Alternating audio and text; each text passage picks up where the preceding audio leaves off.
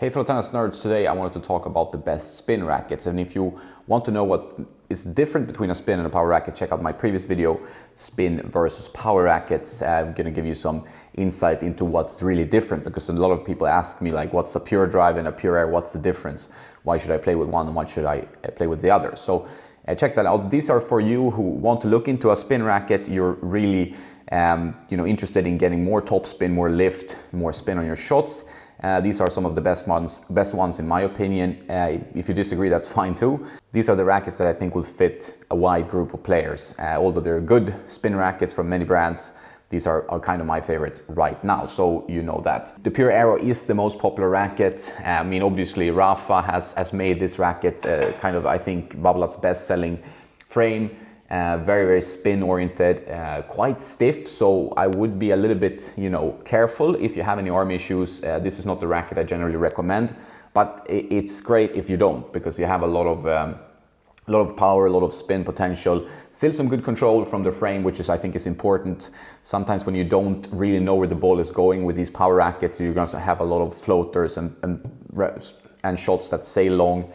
With this one, I feel like I'm still in control when I'm going for my shots, despite it not being a typical category that I use and gravitate towards. So the Pure Aero 2019, due an update soon. I haven't really heard anything about when this update is coming. The yellow black one from 19 and this one paint job from 2021 in the Rafa Mallorca colors, they're the same racket, so you don't get confused about that, because I also get questions about that. If you have an older Aero Pro Drive, some players prefer those because they are a little bit tighter in the string bed generally, has a slightly different feel, and that's what a lot of pros use. So the Aero Pro Drives are good rackets. I prefer the 2010 or the first edition of those frames, but that's all a different opinion. And Rafa, as you know, if you're keen on what he uses, you should check out my video about pro player rackets. There are plenty of videos if you check the playlist on my channel. But yeah, it's this one, it's the Aero Pro Drive first edition, Aero Pro Drive original. Plenty of posts about this frame on my channel. It is quite stiff, but it's a great frame, and it's, as you can see, tighter here in the string bed. These spin rackets, like I talked about in the previous video, usually have quite open string beds. This one is a bit tighter, but there's no dampening technology, so the feeling is quite raw and stiff. So the Pure Aero is an icon in the game, whatever version you enjoy.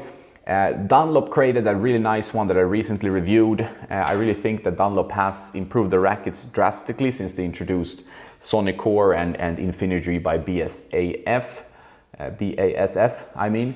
And these ones are excellent for spin-oriented players. The newer version is a little bit stiffer and a little bit more open in the string pattern. So if you like a little bit of more control from the string bed, a little bit less power, maybe a higher swing weight, you should go for the previous edition if you can find it. But this one is easier to use, so very easy power, easy spin, fun to use, and a good stick. The Dunlop rackets overall, with the FX, CX and the SX, are all good rackets overall. So a bit stiff like the Aero, but a very good frame, and should be compared to it. So depends on what brand you like, what design you like. They do produce very similar types of shots, so it's not so much that, it's all about what you feel connected to.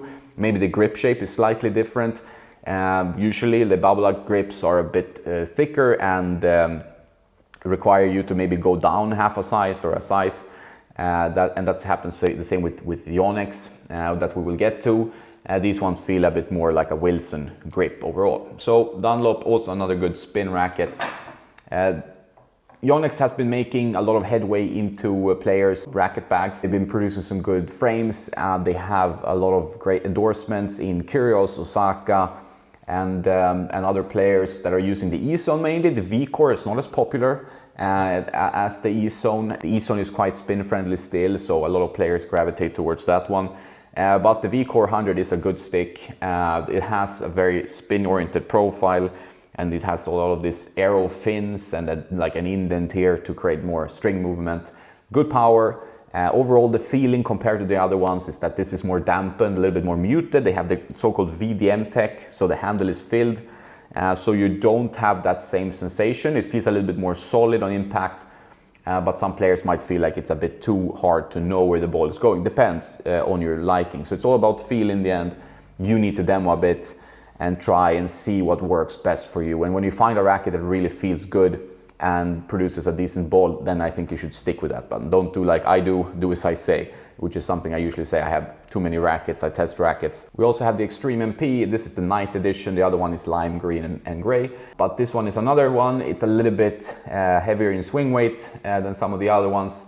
Also has spin grommets up here. Decent feel, decent comfort. It's pretty much all there. Just a difference in feel compared to some of the other rackets I suggested. If you want a bit more comfort, they also have the Boom MP now, but that might need a little bit of beefing up for some players. It's lighter, easier to swing, but not as powerful and not quite as stable and spin oriented as the MP here, the Extreme MP.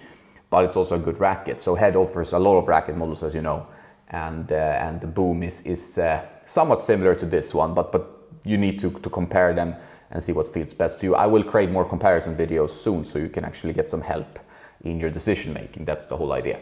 But the Extreme MP is also a good stick. There are some Prince rackets that I can recommend, the Ripstick and the Twistpower. The Twistpower is my favorite. It's a little bit more balanced. The X100, and there's also a Tour version that they released that's 300 grams like the other ones.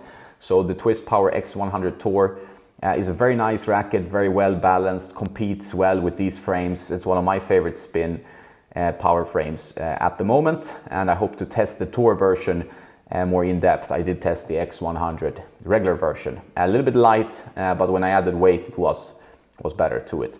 The Prince Ripstick is another one. It's more extreme in its power and spin generation with the O port, so it has a little bit of a different sensation when playing, thick beam. So my preference is the Twistpower, but I also like the Ripstick.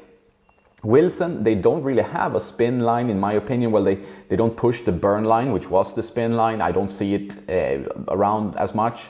They were a bit stiffer. They didn't have any dampening technology. I did like the burn version 4 that I tried, but it seems that it's not around as much. So for Wilson, if you're looking for a spin oriented line, I would put my thumbs up towards the Clash. The Clash line is more comfortable, has a little bit of a different sensation. It's the most arm-friendly one of the bunch here, but it's also a bit of a catapult effect when you're playing with it. So it's one of those rackets that I really feel players should demo. Either you love it, you might hate it.